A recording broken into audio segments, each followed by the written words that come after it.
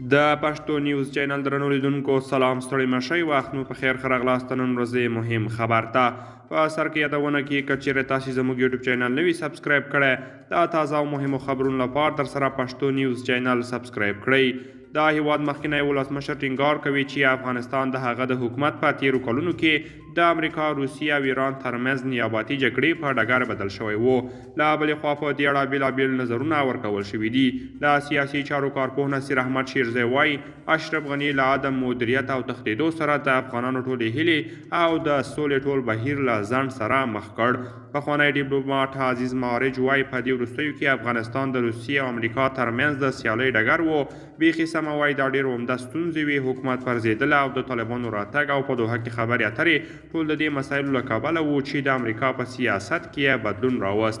دا په داسې حال کې ده چې د ښاغلي اشرف غني منتقدین نوموړی په هیواد کې د جمهوري نظام د پاشل کېدو لامل ګڼي او وایي چې له هیواده د نوموړي په وتلو هر څه بدل شول. قدرمن دوستان دا و زموږ د نن ورځې چمتو کلی خبر. تر بیا ښه وخت.